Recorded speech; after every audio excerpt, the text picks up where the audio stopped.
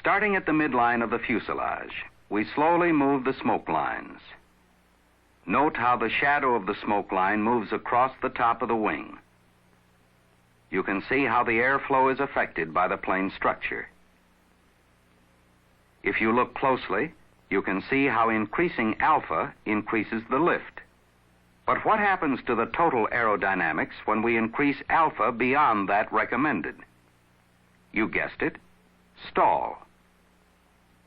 Curiously, many inexperienced pilots tend to attempt to raise the nose of the stalled aircraft because of the sensation of falling, which of course increases the angle of attack and brings on deeper stall. What must be done to recover from stall is to lower the angle of attack and make the aircraft fly again by putting all the forces in balance. Let's watch the stall develop from above this airfoil. Note that the stall begins, at least on this shaped wing, near the fuselage.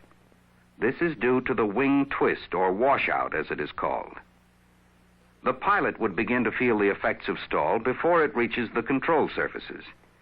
But if he didn't heed this warning, or a properly working stall warning horn, the turbulence would work its way out until the entire wing is stalled.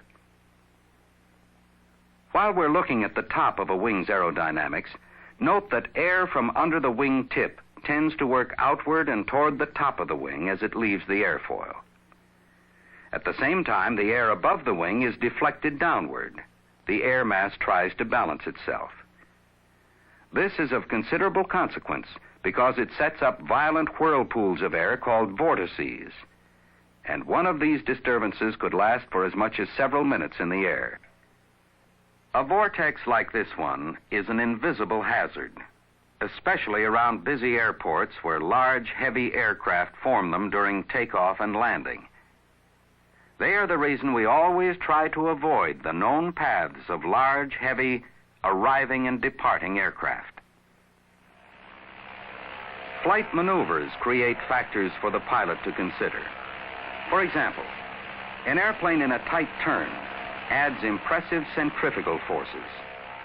The forces are out of balance in such attitudes, and the pilot must adjust to them accordingly. Turbulence, too, is an outside factor seriously affecting the aircraft's aerodynamics. But these are whole subjects in themselves and should be reviewed extensively by pilots as part of their continuing self-training. What we have seen is, of course, by no means the complete aerodynamic story. It's only a beginning to be added to by experience and reviewed throughout a pilot's flying career.